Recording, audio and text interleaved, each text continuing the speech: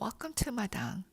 Today's special guest is the Very Reverend Dr. Kelly Brown Douglas, who is a Dean of the Episcopal Divinity School at Union Theological Seminary. In this episode, she shares about the long history of anti-blackness in the Church, whiteness, why Black Lives Matter, just communities, and what resurrection hope means. Please stay tuned. Please join Homebrew Christianity's Advent class with John Dominic Crossan. If you want to dig into the biblical Christmas narratives with one of the most respected New Testament scholars alive, then please sign up. It will feature 4 visual lectures, live Q&A, a discussion of his book, The First Christmas, and an online community of interested learners. Plus, the class is donation-based, including $0. So join the fun and get ready to nerd with your Bibles out. Orbis Books, the publishing arm of the Maranold Fathers and Brothers, offers a wide range of books and authors whose works explore the global dimension of faith, invite dialogue with diverse cultures and traditions, and serve the cause of reconciliation and peace. Call toll-free 1-800-258-5838 or online at orbisbooks.com and use MAD for a 30% discount. Don't miss out on this special deal. You can even order Dean Douglas's book, Resurrection Hope, for 30% discount with the code MAD. Do you find it difficult to read the Bible? Would you like to engage with it on a deeper level? Theological is a Bible that invites you to experience the sacred library in a totally different way, the way it was experienced by its ancient readers. Unlike a typical reference Bible that looks and feels like a dictionary, this edition presents the text as inviting literature. The text is spread across 5 cloth-bound volumes. No chapter or verse numbers, no cross-references, no notes. Since its publication 6 years ago, Theological has helped tens of thousands of readers transform the way they read the Bible. Theological is currently taking pre-orders for another print run, and if you order now, you'll get special early bird pricing. And as a big bonus, your purchase will support the Madang podcast as well. Use the code Madang when you check out, and $20 of every pre-ordered set will go toward the work that we do here at Madang. Again, visit bibliotheca.co or check the link in our show notes, and be sure to use the code MADANG, MADANG, when you check out. For sponsorship inquiries, please email madangpodcast.gmail.com. This is Madang, an outdoor living room for guests to share their experiences and their work. I invite you to come in and stay for a while. Welcome to Madang. Today's very special guest is a Very Reverend Dr. Kelly Brown Douglas, who is named the Dean of the Episcopal Divinity School at Union Theological Seminary and Professor of Theology at Union. She was named the Bill and Judith Moyers Chair in Theology in November 2019. She also serves as a Canon Theologian at the Washington National Cathedral and Theologian in Residence at Trinity Church, Wall Street. Her academic work has focused on womanist theology, Black theology, sexuality and the Black church, and racial and social justice. Her Orbis books include The Black Christ, What's Faith Got to Do with It, and Stand Your Ground. In addition to preaching in pulpits across the nation and speaking at universities and other institutions around the globe, Dean Douglas is a frequent and vocal presence in today's print, broadcast, and digital public sphere, speaking on racial and social justice, among other matters. Today, she is with me to discuss her book, Resurrection Hope. Cornell West says, Kelly Brown Douglas is a towering theologian in this age of Black Lives Matter, who builds on and goes beyond the profound legacies of James Cone and James Baldwin, Katie Canon, and Dolores Williams. Resurrection Hope takes us on a courageous and visionary journey full of brilliant scholarship, political and spiritual determination. Well, that's a wonderful endorsement. I wish I had such an endorsement on one of my books. So thank you so much, Dean Douglas, for taking the time to be with me on Madang. No, I thank you for the privilege of being in this conversation. Oh, you are too kind. It's just, I've admired you from afar. So I'm just excited that you are going to be my guest here. But one day I do hope to meet you in the flesh, in the person. Well, it is mutual. I look forward to that day. Oh, thank you so much. So I really, really love your book, Resurrection Hope. It's behind you, and I've got this wonderful copy. But before we get into that, you have this full life. Like you're putting on so many hats all the time. How do you do it all? I'm just curious. So tell us how you do it all. Sometimes I wonder myself, but you know what? First of all, I should say it's really, I see all of this as a privilege and something that I never expected really to be in this position to do the work that I do. And so I don't see it, I truly don't see it as a burden. I truly see it as a privilege. And I see it as something not that I have to do, but that I get to do. Right. And so when I approach it with that, it doesn't seem burdensome and all of that, and yes, I do have to take time to catch my breath and take care of myself in that regard. And so I enjoy family and friends and love sports and do things like that have outlets. But I must say, really, when I wake up in the morning, and I say this without exaggeration, I feel so blessed and feel that this privilege gives me a certain responsibility and to do the work. And for me, living this life is about paying my rent for living on this earth. And I really mean that. And so I approach this work with joy. And that keeps me going. That is so wonderful. I think that's a great philosophy for all of us to adopt and live by. Yeah, we got to pay our rent and, be grateful every day. So thank you, because everything you do it so well. Oh, so I don't know about that.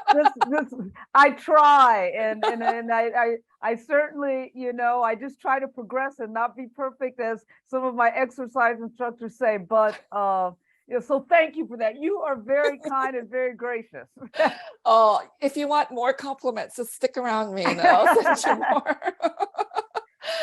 But I really loved your book because, not only do you do all the church work and then the teaching and the dean work, and then, you do this public work, you're also a mother.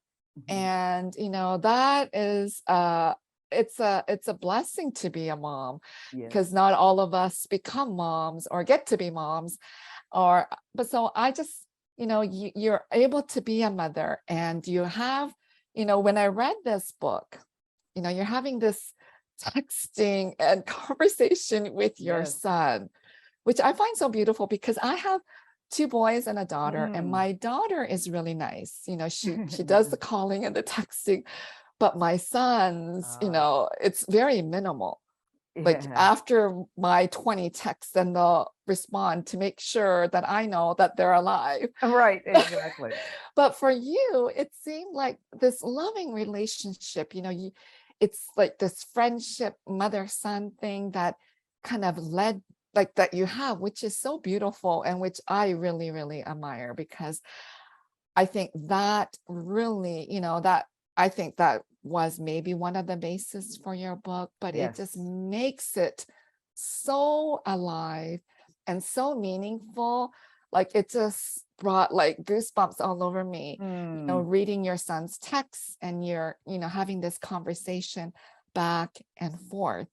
And so when I was preparing this, I read some of your other work and your other interviews, and one of them you did this book launch at Union Seminary, and that was a yes. beautiful book launch. I wish I get to do a book launch like that. But there, I remember you kind of saying something like you were kind of called to write this That's book. right.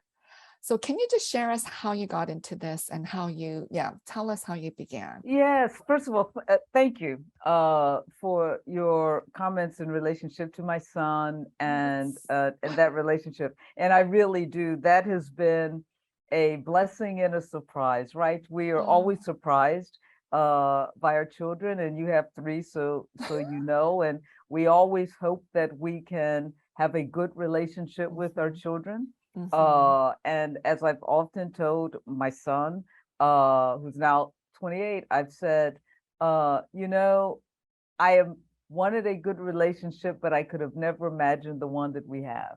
And so I'm blessed by that. And I'm sure, you probably feel this way about your children as well. It's one thing I always say to him, because you're my son, as a parent, I'm supposed to love you. I said, so I do love you, but I don't have to like you. But I like you. And so I've been blessed by that.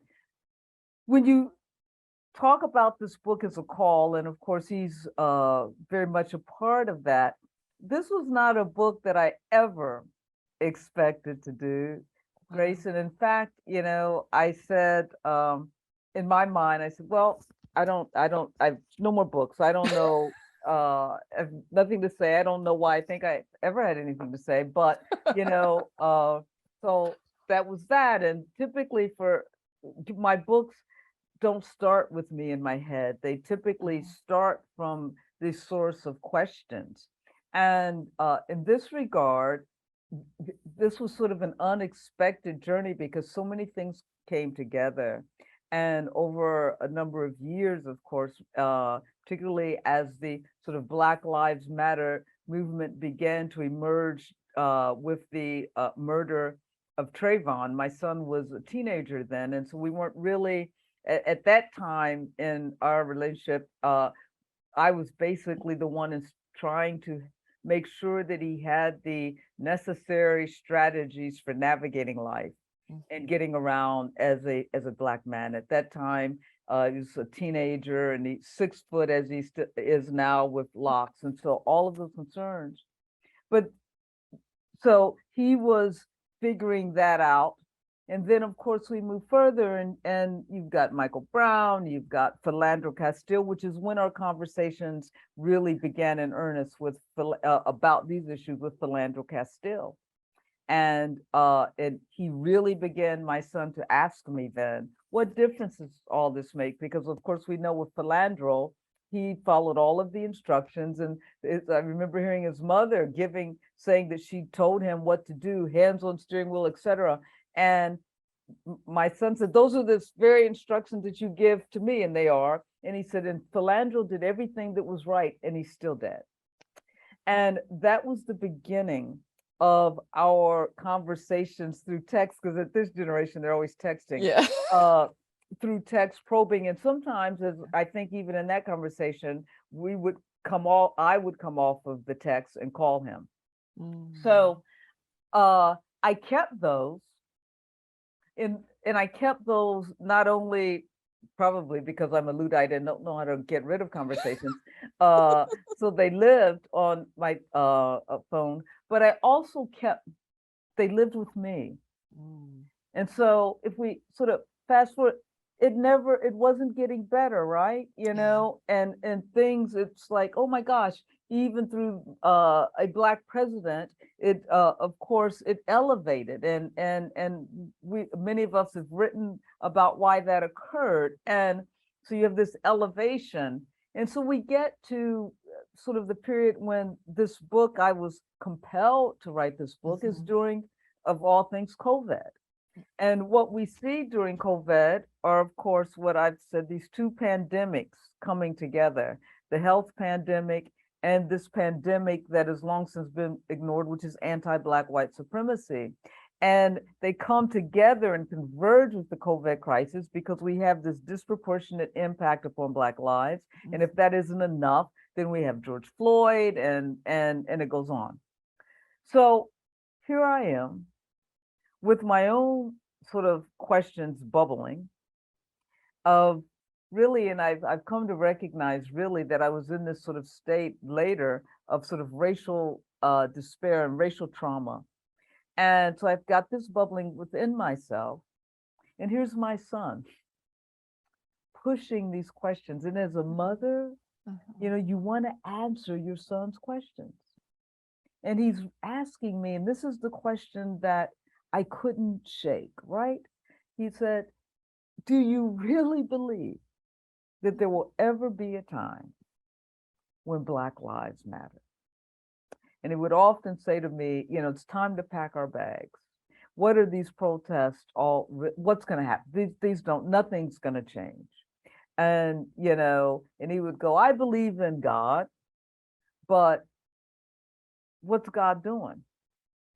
These questions penetrated through to the core of me and really brought me to this place of what do I believe and how long, oh God? And I remembered, I didn't know, I had to look up where these words came from, but I remembered W.E.B. Du Bois's words from what turned out to be Litany of Atlanta. I remembered the words, keep not o silent, oh God. And that I kept, that was playing over. And so this book, it called me in, my own sense of being at this point of despair and faithlessness, and really pushed by my son as a mother, wanting to be able to authentically answer his questions if I had the ability to answer them. So I took people on a journey, selfishly on this journey with me to find those answers and to discover if I still could maintain my faith. Yeah, I'm so glad you took us on this journey, and that from the text from your son, that, you know, having the conversation, that, you know, it became this beautiful book because it's a very convicting book. It's a very powerful book. I just find, you know, you as a theologian, you know, we're both theologians. Yeah. It's a craft to put in all this theological stuff and then make it all sound so clear. That's not easy Well, to do. thank you.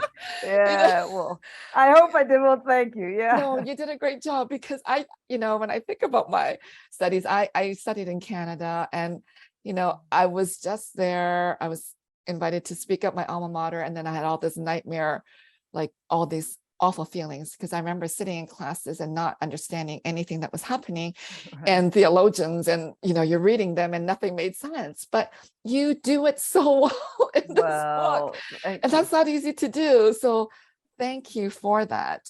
And thank you for sharing, you know, as a Black mom, that you had to tell your son what to do if a cop stops you. You know, that to me is unimaginable, because I don't do that as an Asian American mom. There's other things I need to do, but not that. Right. Yeah, there. And then, you know, I can't imagine how mothers and fathers and caregivers have to do this with Black children and Black sons in particular. That just breaks my heart. And as you were sharing that just, you know, it really moved me.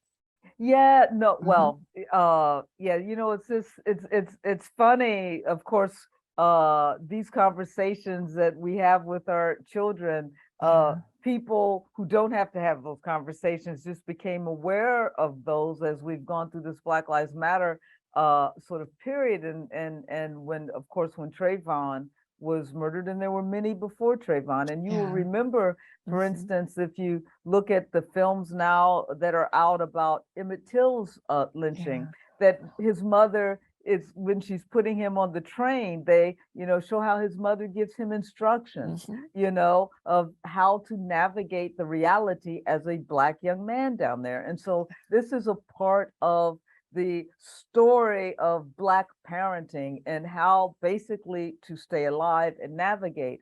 But, and so this was just a part of what it meant to, as my son grew up, you know, giving him the age appropriate instructions. And, but you never have, every night still, now he's checking on me, but every night, you know, it's like, as we were talking before this conversation, he has to text me and let me know he's in safely, even as a young adult. Yeah. But I wrote, when you talk about the clarity, you know what, Grace, I was writing this book as if for my son, and to make it accessible, because theology, it seems to me, should not be this academic enterprise. Theology is indeed faith-seeking understanding, and this is what this journey was for me, trying to understand my faith in the midst of these realities of anti-Black white supremacy. And and that means that we have to help other people of faith they have the same questions or similar questions, to understand and their faith. And if as theologians we're only talking to each other and we're making up words and talking in riddles that even we don't understand, then it seems to me that we aren't doing the work of being a theologian. And because we aren't accountable to one another. We are accountable to the faith that we are seeking to understand, and to those faith communities. And so I've tried and to write in a way that would make sense to me. And in this book, it was particularly significant because if it's a conversation with my son that frames it, then my son should be able to understand the answer. And he's not a theologian, right? Or not a trained theologian. Yeah. So thank you for doing that and sharing all that backstory, because, that all helped you to form this book, and, who you're addressing and who you want to reach out in the book. At the beginning, you talk about whiteness, and as a construct exists only in opposition to that which is non-white. And you see, for me, this whiteness category is so important. It's something that I'm really immersed in right now. So can you share with us and the listeners, why this term is so important? Because you bring it right at the beginning of the book. So what is whiteness, and how are we to deal with this whiteness in theology, in the church, and in society? Yeah, thank you for that. And you're right. This is a very important construct. And I think the first thing that we have to understand, and that those people who are raised white have to understand, is that they are racist. Yes. Right? and we have, in not recognizing that, then we can't begin to recognize white supremacist realities and culture and the way whiteness plays itself out, because there's been this attitude, or the privilege of, no, you're racist, I'm not racist. Well, no, you are racist. You're raised white. And what does it mean then to be raised white and to live into that construct of whiteness? Now, if we don't understand it as a racialized construct, then we are never going to be able to recognize fully that culture and the privileges of what it means to be raised white, because you're denying that, right? And so it becomes very important to first recognize that those people who are white Americans are raised white, and being raised white means that they have certain privileges that come along with that, right? That supersede simply being a human being. And so then one would say, well, what does it mean? How do we understand whiteness? Because, white people are always saying, well, I'm Irish this, or I'm German this, or I'm this and that. And it's like, and so I borrow from James Baldwin, and this is like, yeah, but a funny thing happened on the way to Ellis Island. You all became white, right? And so that's when, and so what does it mean to become white? You only talk about your sort of Ural ancestry and what that means in relationship to those who are non-white, so that you can deny what it means to be white. And so good. Right? So you all became white. And so how did you become white? What defined that? What they were doing is defining themselves over against indigenous people in this nation. And of course, those in the African diaspora, the Africans. So it's like, we ain't you, we're white, right? And so that's where you get this reality of sort of, it's sort of this, I wrote in another book, this sort of this Anglo-Saxon exceptionalist reality morphed into this reality of whiteness, because certainly everyone that came here wasn't Anglo-Saxon, but the common thing that they had is they looked Anglo-Saxon. And so that, whiteness became sort of the, if you will, sort of the symbol or that thing that you had to be that allowed you at least to assimilate into what it meant to be Anglo-Saxon. Or adopted Anglo-Saxons, you were white. But whiteness means nothing in relationship to others who are, it only has meaning in relationship to those who aren't white, because that's how it emerged. And so if we understand that, then we can then begin to understand this social, political, economic, cultural construct of whiteness. But we can't do that if we deny the reality of whiteness. And that's what's happening today. You see in these debates about quote unquote CRT, critical race theory, and not wanting to have certain history in our schools, because what they don't want to do is to acknowledge the reality that is the construct of whiteness that has sustained and fostered white supremacy. Yeah. Wow, I just felt like that was a big sermon you were preaching. So moving. So thank you, because that concept is such an important concept to understand the racialization, the racism, discrimination, xenophobia that is happening in our society. So right from the get-go, you talk about whiteness, which I was so grateful for. And then you also provide this long history of anti-blackness in the church. That to me, I knew of it a little bit, but not all the way back. That to me was so enriching. So if you can share just a bit, so that enough for the listeners to then go and buy your book to read it. Or maybe not. Maybe they'll say no. No, they need to read it because of the long history. Like, I just didn't get the long history. I understood a little bit of the history, but not. So just say it and share a little bit about this long history of anti-blackness. Yeah. Thank you again for that. Because first of all, you know what? Let me just say real briefly how I got to this anti-blackness. Because in my previous works, like Stand Your Ground or other works, I talked about whiteness and white supremacy and white privilege, but I didn't talk about anti-blackness.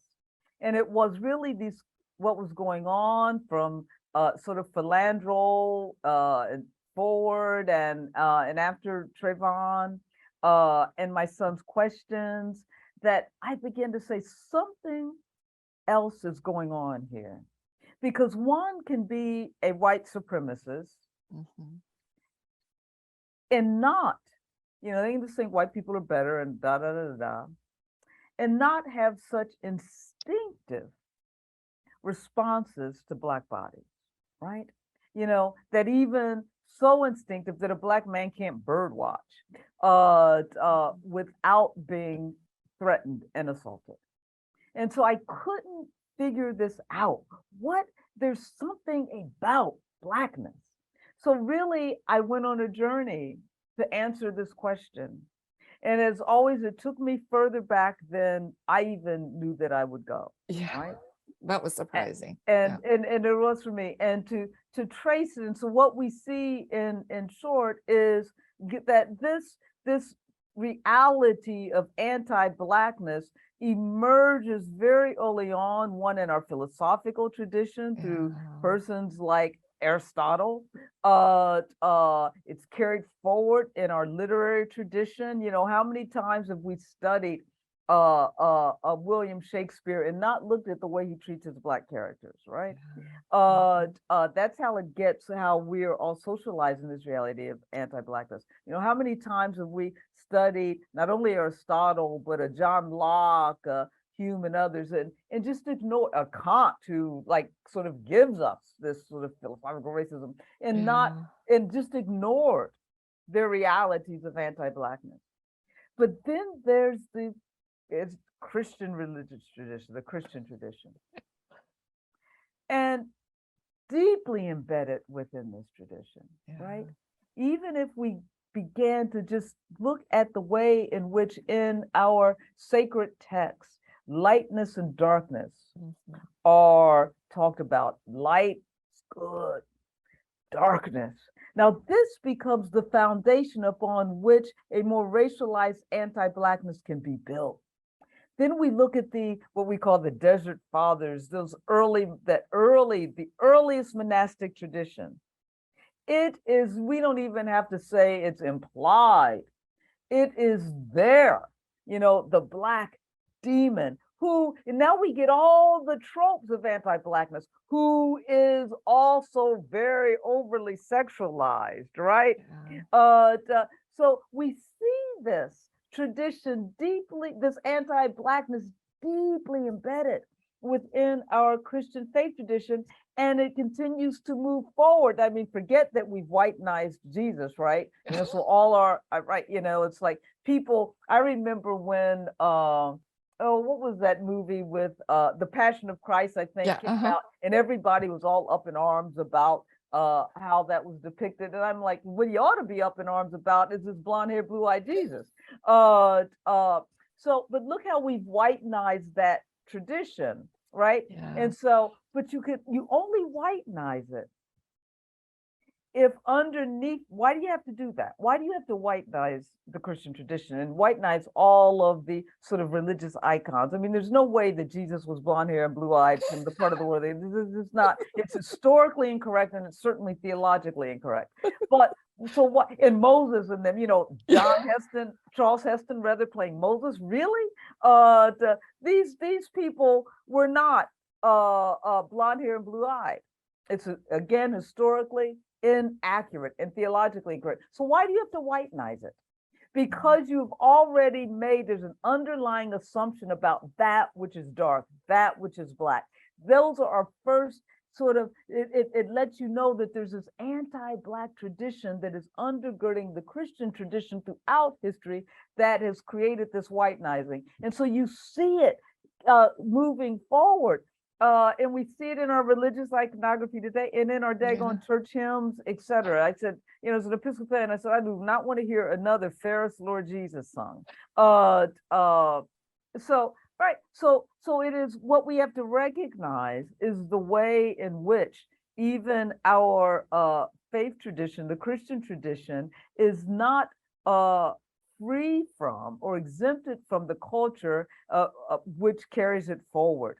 And this is a Euro-Anglo-Saxon culture that has carried it forward and shaped the tradition, and shaped the way in which we think about the sacred texts, think about God and Jesus, and think about good and evil. And so nothing is, it's not benign, and I'm not saying to stop reading texts with lightness and darkness, but we have to interrogate them. And so that's all there. And so for me, it was like, wow, this anti-blackness runs deep. No, it is so good. And I just love the way you just shared all that, because it's so exciting, because you make it so alive. Because some of these, the philosophers that were embedded into Christian theology, we never kind of question it, but you bring in Kant and you bring in other thinkers. And, this black and white is also reflected in our society, Star Wars movies, Darth Vader, and then the good people, wearing white, and etc. So it is so interesting. And, as you were speaking, I was just reminded, because you were giving it so much detail, that feminist theologians, we were so accused of, using our experiences and using our context as if the men never used. They presented us some pristine theology, but it was never. Right. But you know what? But that's exactly right. But that's the privilege of whiteness. And that's the same exactly. Right, privilege of being able to say, you aren't raced. Whoa. No, you are raced, and you've raced the world. Right. And so that's exactly, and you've raced theology. What's interesting is you talked earlier about studying theology and being back at your school and not understanding things. Well, here's the thing. Who has defined what theology is and how it should be, right? Who's Mhm. defined what systematic theology is and how you're supposed to do it? It's like, whoa, wait a minute. Other people are doing theology, and I think of the Black enslaved and the how they began to Christianity emerged for them out of the sort of hush harbors. If you look at the spirituals, I mean, these are great theological documents, doctrines, these sung theology, where they're talking about the Trinity, if you will, and salvation and all that. But they didn't have to do it in with language that, what are you talking about? So who's defined it, right? And who's Yeah. defined knowledge? And what's acceptable knowledge, as long as it's acceptable to them. So look what's happening today. They're trying to define what's acceptable history. Yeah. Yeah, Anything that exactly. affirms them or makes them comfortable. So no, you're right here that no, this is the same thing. These theologians are saying, well, we're doing theology, but we're doing it objectively.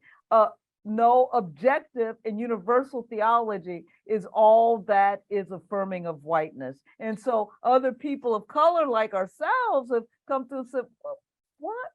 And we named our experience and said that our story is God's story is our story. We name, and that theology is never divorced, because it's not, from context, because guess what else is contextual?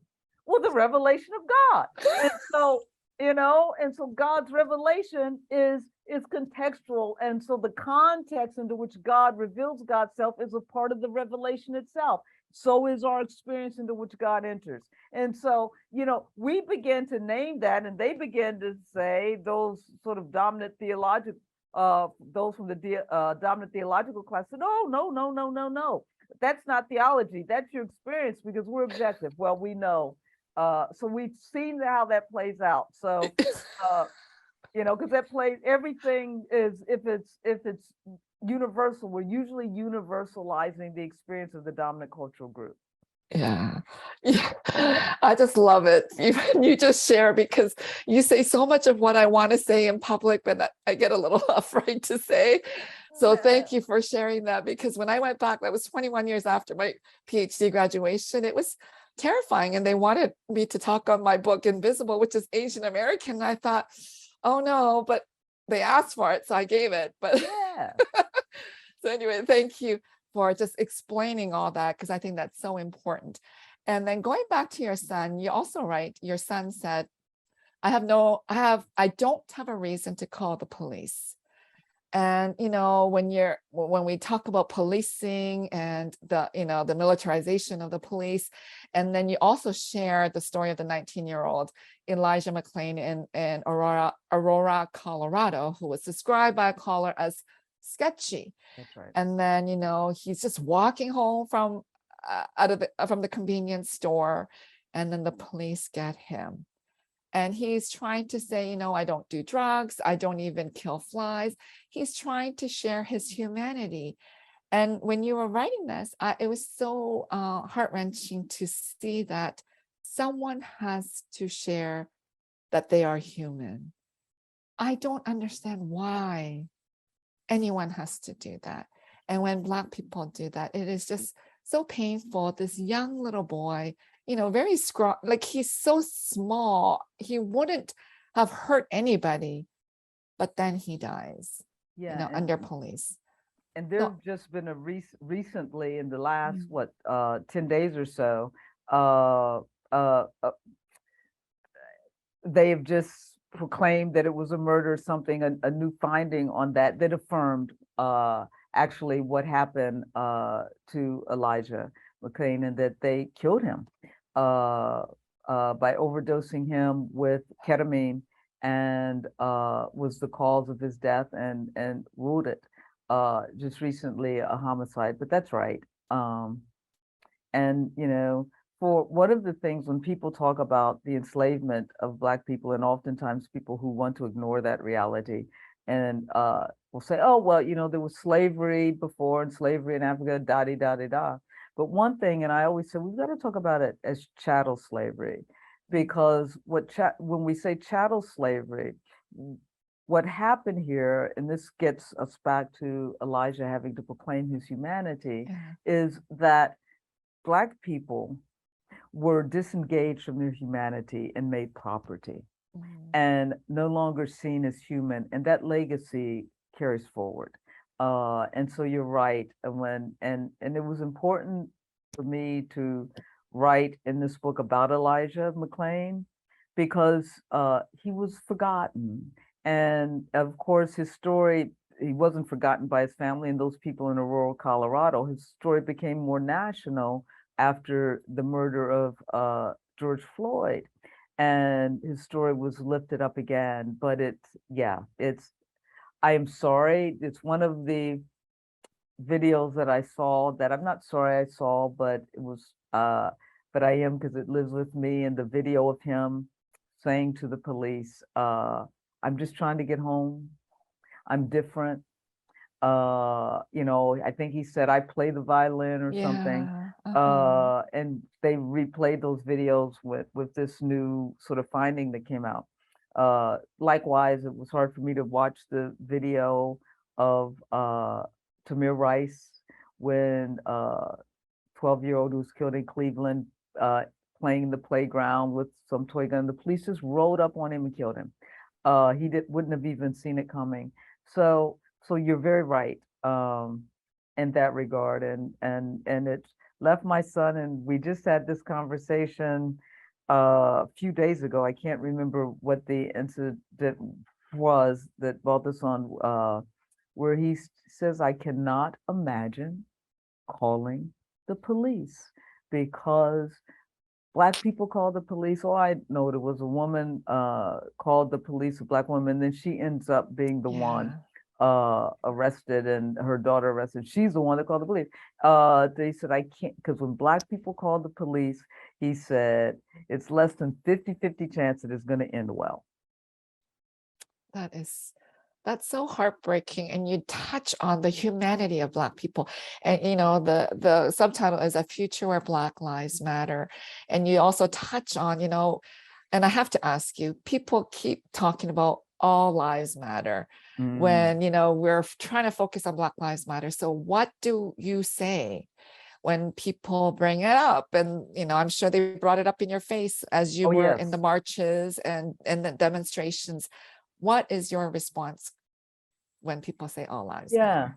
It's this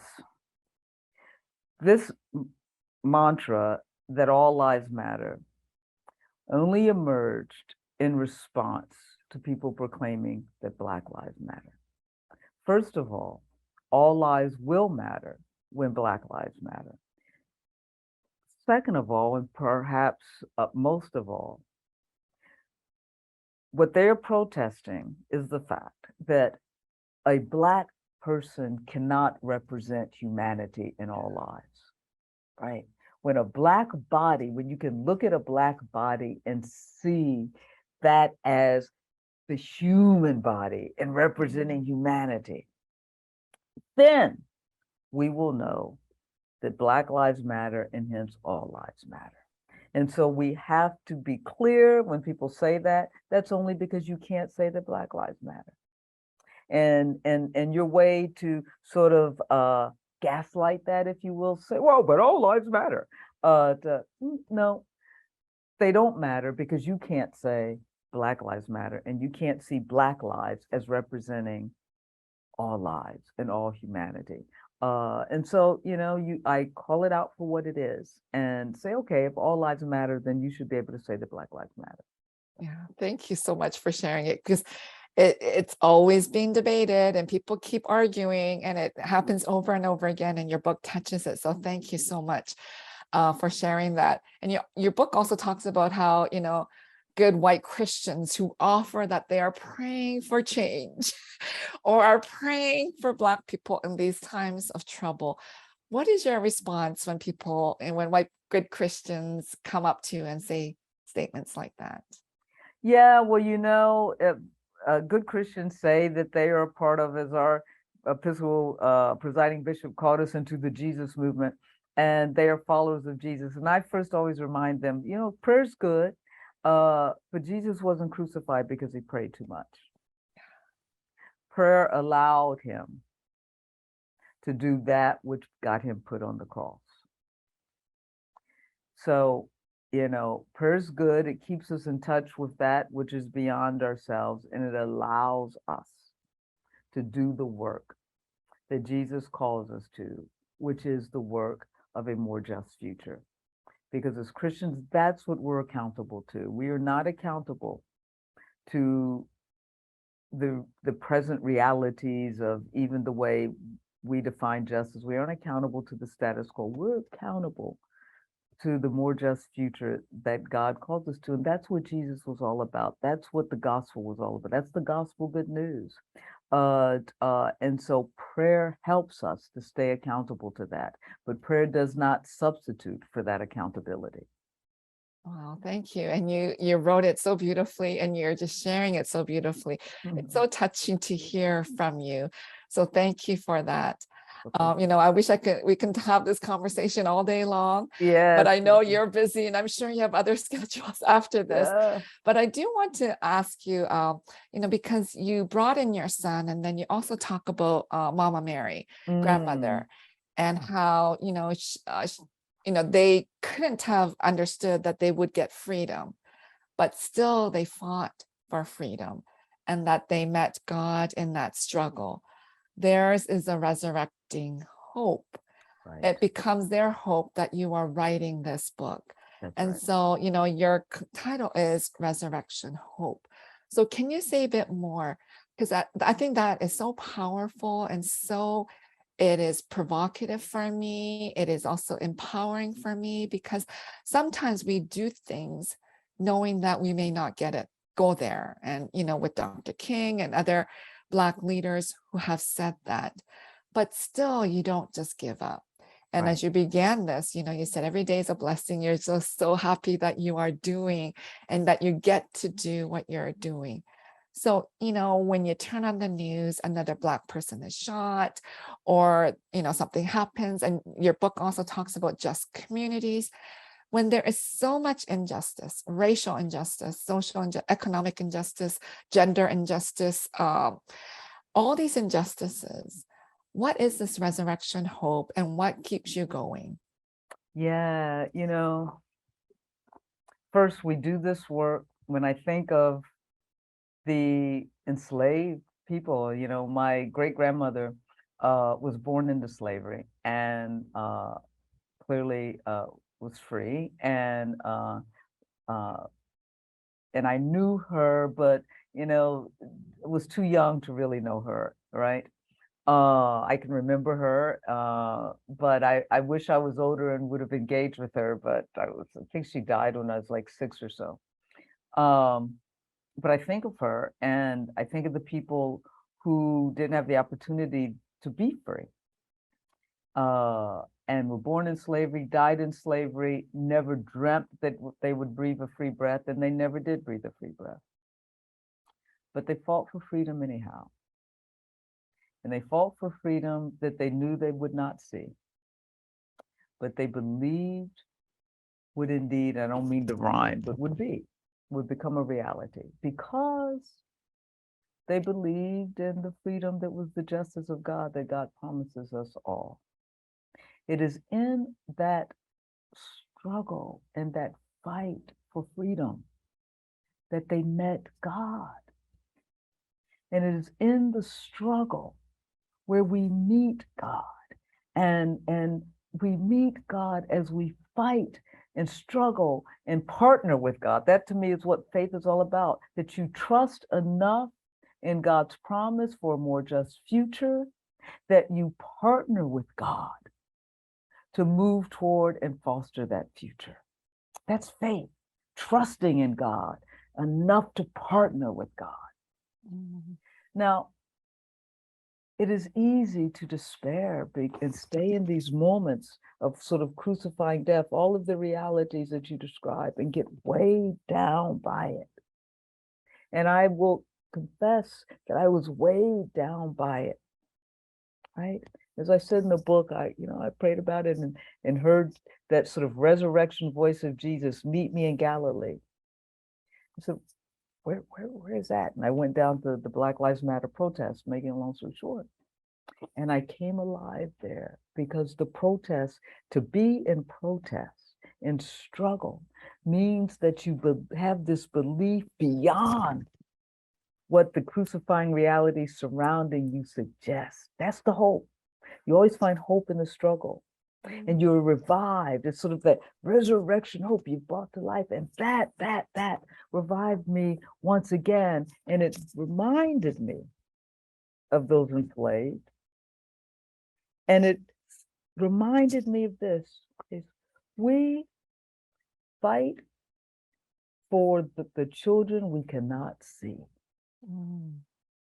We aren't fighting for ourselves or our present. We're fighting for those we cannot see. Wow. My enslaved forebears fought for me. They couldn't see me.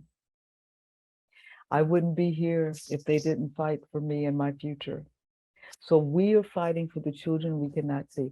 That's why Jesus said, weep not for me, but for yourselves and your children.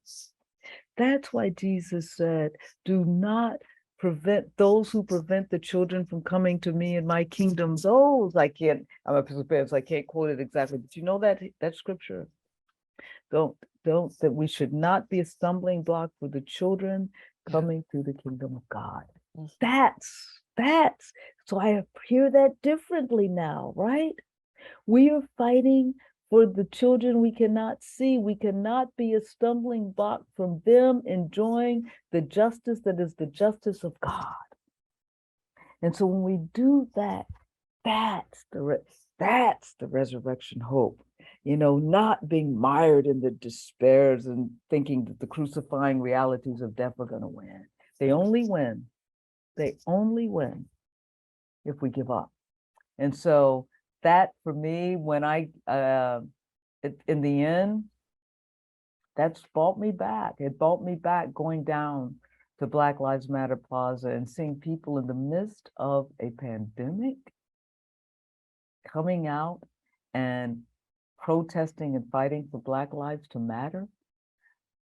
They could only do that because they believed that one day they would matter. And my forebears believed in a future that is mine. And so they fought for me, who they could not see. And that's what moves me forward.